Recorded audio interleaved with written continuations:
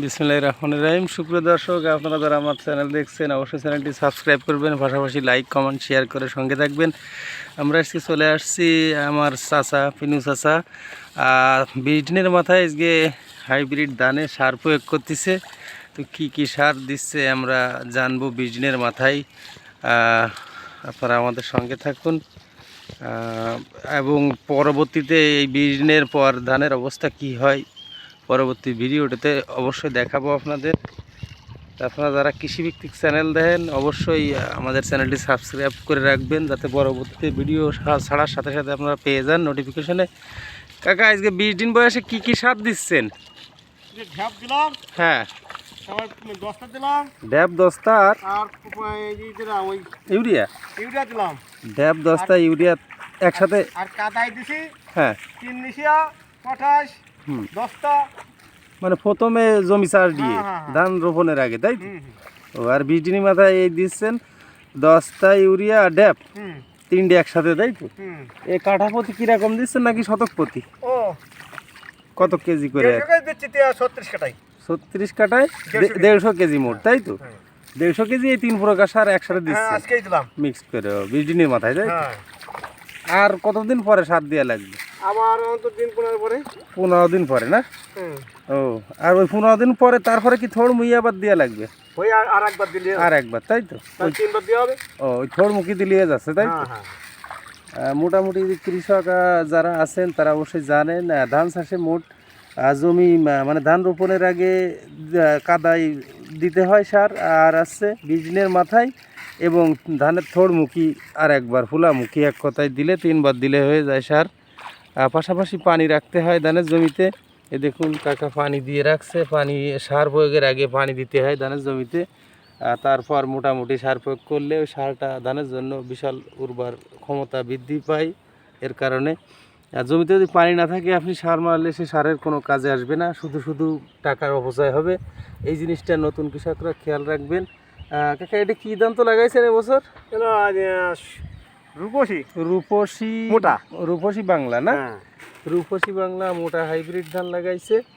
এই বিষয়টা আপনারা খেয়াল রাখবেন, 1 কাঠি করে লাগানো না? 1 কাঠি লাগানো, অনলি 1 কাঠি। এর গোড়া থেকে 15 বৃষ্টি হবে, তাই তো? জানানোর পরে গোছা হয়ে গেছে। হয়, ইনশাল্লাহ হয়ে গেছে। কিছু এই যে একটার গোড়ায় 3টে সাইডে আইছে 20 দিনে, আর এরপরে 15-20টা হয়ে যাবে প্রত্যেক গোছায়।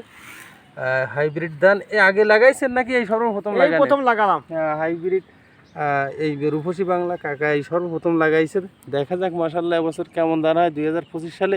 তো আমাদের ঠিকানাটা একটু বলে দেবো আপনাদের। আমাদের ঠিকানা আছে যশোর জেলার অভয়নগর থানার 8 নং সিদ্ধিবাসা ইউনিয়ন 2 নং ধুল গ্রাম।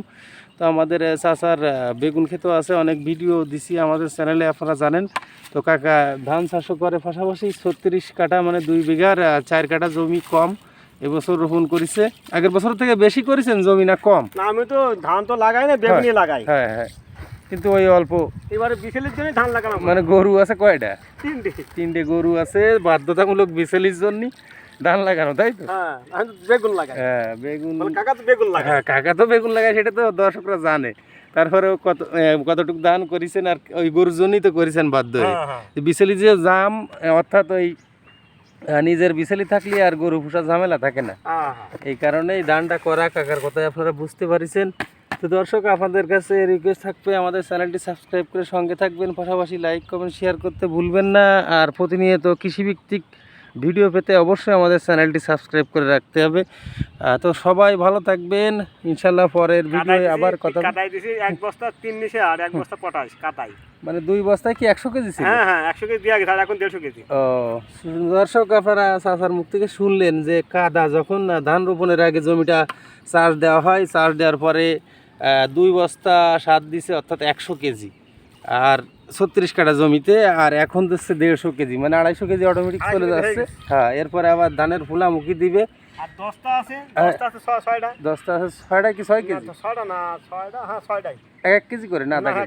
1 কেজি করে 6 কেজি 10টাও দিছে এই সারের সাথে। তো সবাই যারা কৃষি চাষ করেন অবশ্যই খেয়াল রাখবেন, সময় মতো সার, পানি, কীটনাশক যদি ব্যবহার না করতে পারেন তাহলে ইনশাল্লাহ ধানের ফলন হয়তো ভালো পাবেন না। এই জন্য একটু খেয়াল রাখবেন আপনারা। তো সবাই ভালো থাকুন, আজকের মতো বিদায় নিচ্ছি। পরবর্তী ভিডিওয় কথা হবে। সবাই আল্লাহ হাফেজ।